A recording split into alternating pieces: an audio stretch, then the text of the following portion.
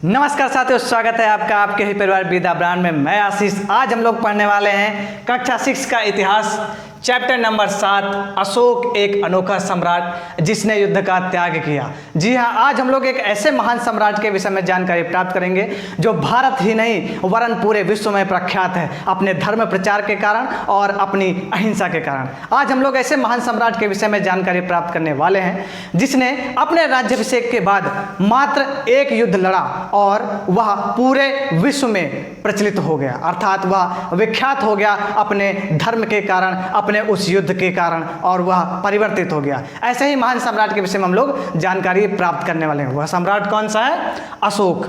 अशोक के विषय में हम लोग जानकारी प्राप्त करने वाले हैं। तो अब हम लोग जानते हैं अशोक किस वंश से था और उसकी राजधानी कहाँ थी। बौद्ध स्रोतों के अनुसार नंद वंश के शासक घनानंद द्वारा अपमानित आचार्य कौटिल्य, हम लोग बात करें कौटिल्य की, कौटिल्य हमारी भारतीय संस्कृति के बहुत महान उन्नायक थे। उन्होंने भारतीय शिक्षाओं को, भारतीय सिद्धांतों को विश्व ही नहीं, भारत ही नहीं पूरे विश्व में प्रचारित किया। उनका शिक्षण केंद्र था, शिक्षा जहाँ वो देते थे वह था तक्षशिला। वहाँ के वो आचार्य थे। उन दिनों की बात है जब सिकंदर ने भारत के उत्तर पश्चिमी क्षेत्र पर आक्रमण किया और विभिन्न प्रदेशों को जीत लिया। तो आचार्य के मन में ख्याल आया क्यों ना हम इसकी सूचना घनानंद को दें, जो कि मगध का सम्राट था उस समय। तो वह एक दिन आए सम्राट के दरबार में, लेकिन सम्राट क्या था? अपने भोग विलास में लिप्त था।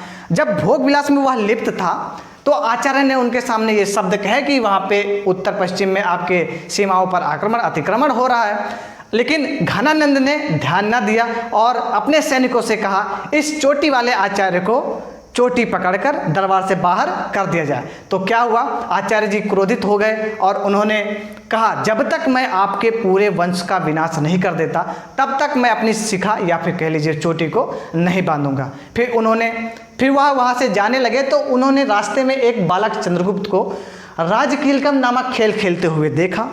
आचार्य उसकी विलक्षण प्रतिभा को देखकर बहुत ही मोहित हो गए। उन्होंने उसके अंदर भविष्य के एक राजा के लक्षण को देखा।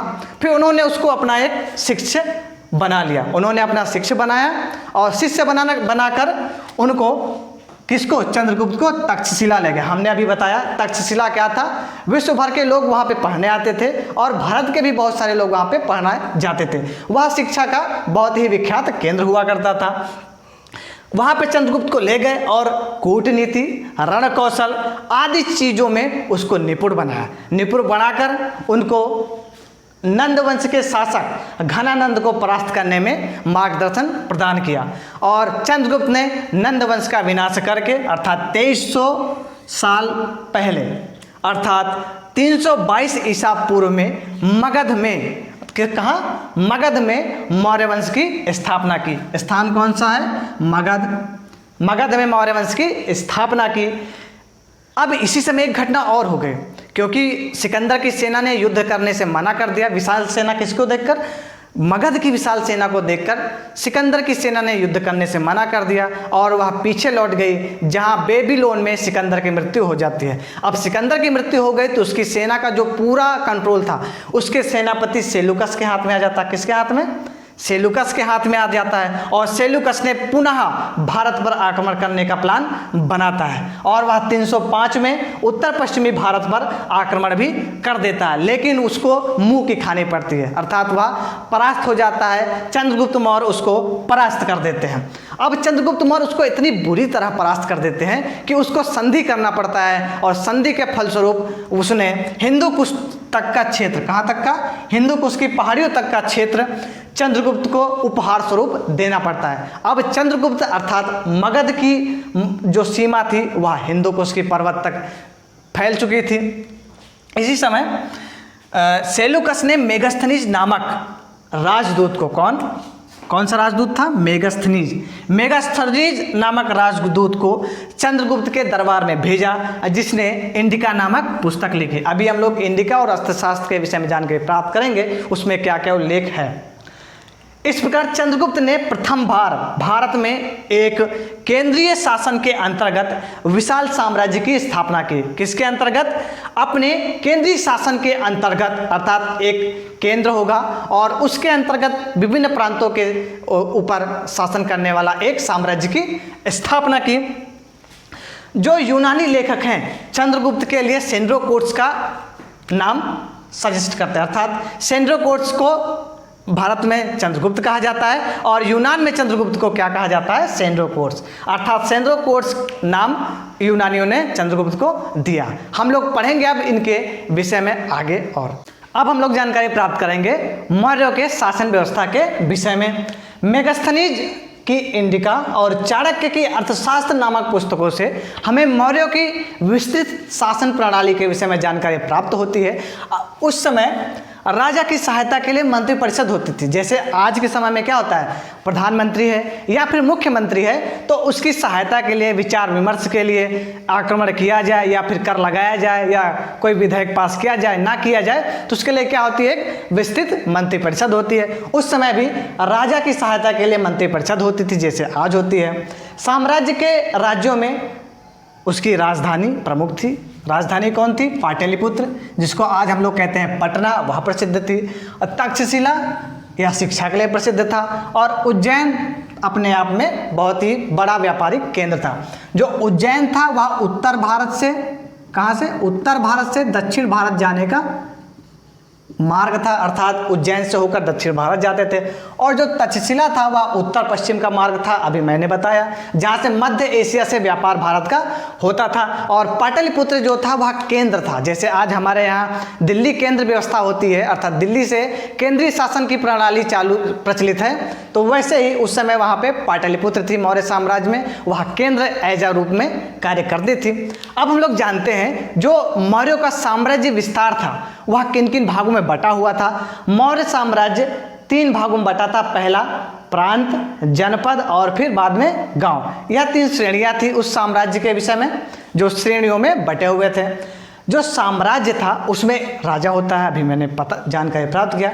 तो जो राजा होता था वह क्या करता था? आंतरिक वह बाह्य आक्रमणों से बचाव करता था। जैसे आज हम लोगों के पास क्या है, जो हमारी आधुनिक व्यवस्था है उसमें भी क्या होता है, जो राष्ट्रपति होता है वह तीनों सेनाओं का सेनापति होता है और उसी के आधार, अर्थात उसी के आज्ञा के अनुसार भारत की सेनाएं दूसरे पे आक्रमण करती हैं। पहली बात तो करती ही नहीं है, बहुत साल हो गए नहीं करती, और अगर करती भी है तो उसकी आज्ञा के अनुसार ही करती हैं।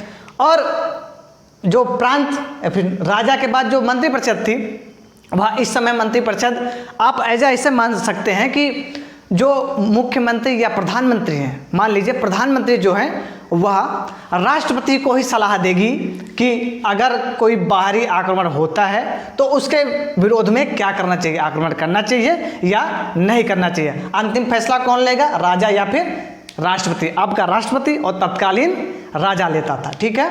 तो उसके बाद जो दूसरा आता है वह प्रांत होती थी। प्रांत में क्या होता था, राज्यपाल होते। जैसे आजकल जो प्रांत हैं, उत्तर प्रदेश भी एक प्रांत है और आंध्र, तेलंगाना, ये सभी क्या हैं, केंद्र के एक प्रांत हैं। और प्रांत में कौन शासन करता था, राज्यपाल। आज की व्यवस्था है, उस समय भी राज्यपाल की व्यवस्था होती थी। उस समय जो राज्यपाल बनता था वह वंश से होता, अर्थात मौर्य वंश का ही कोई राजकुमार या फिर कोई बड़ा बूढ़ा बुजुर्ग व्यक्ति होता था जो राजवंश से संबंधित होता था। वह प्रांतीय शासन व्यवस्था को देखता था और वहाँ के जो विकास कार्य हैं, कैसे रोडों का विकास, अर्थात सड़कों का विकास, व्यापार में कोई कठिनाई तो नहीं हो रही उसका विकास, न्याय करना और सिंचाई की व्यवस्था करना, ये सारे विकास के कार्य वही करता था। जो फिर उसके बाद जो बात आती है वह जनपद की बात आती है। किसकी? जनपद या जिला। इसमें जो शासक होता है, जैसे आज की स्थिति में क्या है, जिलाधिकारी होता है, उस समय एक स्थानीय व्यक्ति होता था जो सशक्त होता था और वह स्थानीय शासन को सुचारू रूप से चलाने में सरकार की या फिर कह सकते हैं राजा की मदद करता था। उसके बाद जनपद के बाद 6 परिषदें होती थी और 6 परिषदों में साथ ही साथ गांव भी होता है। गांव का जो शासन होता था, इस समय क्या है, ग्राम पंचायत होता ही है, वैसे उस समय भी ग्रामीण होता था, उसका जो शासनकर्ता होता था वह गांव अर्थात ग्रामीण स्तर पर जो समस्याएं होती थी उनका निस्तारण वो करता था। इस समय जनपद के बाद जो 6 परिषदें होती थी, 6 परिषदों में प्रत्येक के पास 5 आयुक्त होते थे। कितने? 5 आयुक्त होते थे जो नीचे अर्थात निचले स्तर पर छोटी इकाई की सारी सूचनाओं को ऊपर साम्राज्य तक फैलाते थे, अर्थात बताते थे राजा को कि उसके साम्राज्य में कौन कौन सी कठिनाइयाँ हो रही हैं तो उसका उपाय क्या होगा और कैसे उसको हल किया जा सकता। क्योंकि मौर्य साम्राज्य अत्यंत विस्तृत था और बहुत ही बड़े क्षेत्र में उसका शासन था मौर्य साम्राज्य का, और जिस कारण से उसकी जो सैनिक आवश्यकता है उसकी पूर्ति के लिए, विभिन्न प्रकार के युद्ध स्तरीय उपकरणों के लिए और शासन व्यवस्था को संचालित करने के लिए विभिन्न प्रकार के अधिकारियों की आवश्यकता होती थी। तो अधिकारियों को अगर आवश्यकता होगी, युद्धों के यंत्रों की आवश्यकता होगी, तो पूंजी की भी आवश्यकता होगी, और पूंजी की आवश्यकता की पूर्ति के लिए वहाँ पर नियमित रूप से कर लिए जाते थे, अर्थात विभिन्न प्रकार के अधिकारियों को नियुक्त किया जाता था जो केवल और केवल करों को विभिन्न क्षेत्रों से एकत्र करके कोषाध्यक्ष और महाराज के पास, सम्राट के पास ले जाते थे। अब हम जानते हैं जहां कर नियमित रूप से एकत्रित किया जाता था, वहीं पे जो नजराना था वह कभी कभी लिया जाता था। आप लोग नजराने से प्रायः परिचित होंगे। उस समय का जो नजराना था वह एक उपहार स्वरूप कर होता था, जिसको अगर आप किसी क्षेत्र में मगध साम्राज्य के व्यापार करने जाते थे तो आपको व्यापार के बदले कुछ भाग आपको वहाँ के नियमित जो कर के अधिकारी हैं उनको देना पड़ता था, और नियमित रूप से आपको व्यापार करना तो फिर इकट्ठा एक प्रकार से उनको नजराना दे देना पड़ता था और आप व्यापार वहाँ पे आसानी से कर सकते थे। ऐसी थी उनकी नजराने की व्यवस्था। मौर्यकालीन जो राजस्व व्यवस्था थी वह अत्यंत सुदृढ़ और बहुत ही अच्छी कंडीशन में थी। वहाँ पे करों की चोरी नहीं होती थी, वहाँ पे सभी लोग आसानी से और अच्छे तरीके से कर चुका देते थे, महाराज के पास कर चला जाता था। लगभग 2500 वर्ष पहले के शासन का जो ढांचा था वह आज के शासन तंत्र से पूर्णतया क्या होता है, मिलता है और दिखाई देता है, पूरा परिलक्षित होता है कि प्राचीन ढांचा आज के ढांचे से पूर्णतः मेल खाता है। वह इस प्रकार जैसे आज के राष्ट्रपति हैं उस समय महाराज होते थे, साम्राज्य के राजा होते थे, और महाराज की जो सहायता करते थे उनकी मंत्रिपरिषद होती थी। मंत्रिपरिषद में विभिन्न प्रकार के मंत्री होते थे जो उनको सलाह देते थे। उसी प्रकार राष्ट्रपति को सलाह देने के लिए प्रधानमंत्री की एक टीम होती है और वह राष्ट्रपति को विभिन्न प्रकार की कंडीशनों से अवगत कराती है, बाह्य और आंतरिक स्थितियों से अवगत कराती है और निर्णय लेने के लिए प्रेरित करते हैं या फिर उनको निर्णय लेने में सहायता प्रदान करती है। अब हम लोग जानेंगे मौर्य वंश के विभिन्न प्रकार के, अर्थात मौर्य वंश के विभिन्न शासकों के विषय में जिन्होंने विभिन्न प्रकार के बदलाव किए अपने शासन तंत्र में और विभिन्न प्रकार के करों को लागू किया और शासन व्यवस्था को एक सुचारू रूप से चलाया और पूरे भारत में लगभग अपना शासन का विस्तार किया। तो सबसे पहले हम लोग जानते हैं मौर्य वंश के संस्थापक चंद्रगुप्त के विषय में, जिनका शासनकाल था 322 ईसा पूर्व से 298 ईसा पूर्व तक हमने जानकारी प्राप्त कर ली। बिंदुसार दूसरे शासक थे जो कि चंद्रगुप्त के पुत्र थे। उनका जो शासनकाल था वह 298 ईसा पूर्व से 273 ईसा पूर्व था। फिर उनके पुत्र हुए अशोक, एक महान सम्राट जिनके विषय में हम लोग आगे जानकारी प्राप्त करेंगे, जिन्होंने केवल एक युद्ध लड़ा और महान हो गए। अशोक जिनका शासनकाल था 273 ईसा पूर्व से 236 ईसा पूर्व। इसी वंश के जो अंतिम शासक थे वह थे बृहद्रथ, जिसके बाद इस वंश का अंत हो गया और भारत में नए वंश का उद्भव हुआ। हम लोग अब जानकारी प्राप्त करेंगे महान सम्राट अशोक के विषय में। अशोक एक अनोखा सम्राट, अनोखा इसलिए क्योंकि उनका जो तरीका था वह उनके पूर्ववर्ती सभी शासकों से बहुत ही अलग था। वह इस प्रकार कैसे, मौर्य जो अशोक मौर्य थे वह मौर्य वंश के सबसे प्रसिद्ध शासक थे। वह ऐसे पहले शासक थे जिन्होंने अभिलेखों द्वारा, कैसे अनोखा मैंने किस लिए कहा, क्योंकि वह जो अपनी बातों को प्रजा तक पहुंचाते थे तो वह बस ऐसे खर्रा उठा के नहीं दे देते थे ना, वो अपनी पूरी बातों को वह चट्टानों पे खुदवाते थे, स्तंभों पे लिखवाते थे, उसके माध्यम से अपने प्रजा से वो संबोधन करते थे, बात करते थे, जनता तक अपने संदेश पहुंचाने की कोशिश अभिलेखों के माध्यम से करते थे। अशोक के ज़्यादातर अभिलेख प्राकृत और ब्राह्मी लिपि में, प्राकृत इसलिए क्योंकि जो स्थानीय भाषा थी वह प्राकृत भाषा थी और ब्राह्मी इसलिए क्योंकि भारत में ब्राह्मी लिपि बहुत ही अधिक प्रचलित थी। अब जानते हैं अशोक का कलिंग युद्ध के विषय में। कलिंग जो है अब उड़ीसा के विषय में जानते होंगे, तटवर्ती स्थान है, अर्थात तटवर्ती क्षेत्र है भारत का, ऐसे तटवर्ती क्षेत्र। तो कलिंग जो है वह तटवर्ती उड़ीसा का प्राचीन नाम है। किसका? तटवर्ती उड़ीसा का प्राचीन नाम क्या है? कलिंग है। अशोक ने कलिंग को जीतने के लिए एक बहुत ही भीषण युद्ध लड़ा। कैसा भीषण युद्ध लड़ा? लेकिन युद्ध जनित हिंसा और खून खराबों को देखकर, युद्ध जनित हिंसा और खून खराबा को देखकर युद्ध से उसकी वितृष्णा हो गई, अर्थात वह युद्ध करने का फैसला ही छोड़ दिया। कैसे? अगर आपके सामने अगर द्वितीय विश्व युद्ध का पूरा दृश्य दिखा दिया जाए, हिरोशिमा और नागासाकी पे गिरे हुए परमाणु बमों की विभत्स स्थिति को दिखा दिया जाए तो आपकी भी वितृष्णा हो जाएगी युद्ध से। इतना भयानक नरसंहार कलिंग के युद्ध में हुआ कि अशोक का जो मन था वह परिवर्तित हो गया और उसने कभी युद्ध न करने का एक कठिन जो फैसला है वह ले लिया। उसको पता था अगर हम युद्ध नहीं लड़ेंगे तो हमारा जो राज्य है वह विघटित हो सकता है, लेकिन उसका इतना डर था, उस समय बसा हुआ था लोगों में, उसके आसपास के क्षेत्रों में, कि लोग उसके शासन, जब तक वह जिंदा था तब तक कोई भी राजा उसके साम्राज्य की ओर नज़र उठाकर भी नहीं देखता था। तो आगे की बात बाद में तो हुई है, बृहद्रथ जो लास्ट शासक था वहाँ तक उसके बाद वंश तो खत्म हो गया, लेकिन जब तक अशोक जिंदा था उसके शासनकाल में कोई भी आक्रमण नहीं हुआ। अशोक ने कलिंग विजय के बाद चारों तरफ अभिलेख खुदवाए और कहा युद्ध से मन की अशांति, अर्थात अगर आप युद्ध करेंगे तो मन में आपकी अशांति होगी, विभत्स स्थिति को देखेंगे तो आप आराम से नहीं रह सकते, मानवता का नाश होता है, आप विभिन्न लोगों को मारेंगे, उसमें बच्चों को मारेंगे, स्त्रियों को मारेंगे, तो मानवता का नाश ही तो हो रहा है, मानवता का नाश होगा, अपनों के खोने का दुख के अलावा और कुछ भी नहीं प्राप्त होता। अर्थात आपका कोई भाई होगा, कोई पिता होगा और भी बहुत सारे ऐसे सगे संबंधी होंगे जिनका उस युद्ध में क्या हो जाएगा? विनाश हो जाएगा। उन्होंने जीवन के बारे में प्रजा को सही राह दिखाने के लिए, किसने?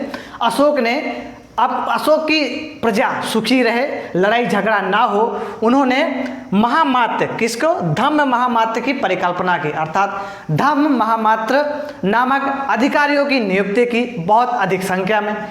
अब महामात्र कौन थे? देखिए, अमात्य जो होते थे उस समय के मंत्री कहलाते थे, मंत्री को ही अमात्य कहा जाता था, और महामात्र जो थे वह अमात्य से एक स्थिति ऊपर होते थे, जो प्रजा के विभिन्न प्रकार के दुखों को दूर करते थे और उनको जीवन में अच्छे कर्मों के साथ जीने के लिए प्रेरणा देते थे। धम्म जो है वह पाली भाषा का शब्द है जो कि धर्म से उद्धृत है, जो कि संस्कृत से शब्द है, संस्कृत का शब्द है। इस प्रकार हमने जाना कलिंग के युद्ध के विषय में। अब हम लोग जानेंगे अशोक का धम्म क्या चीज़ है। अब हम लोग जानकारी प्राप्त करते हैं अशोक के धम्म के विषय में।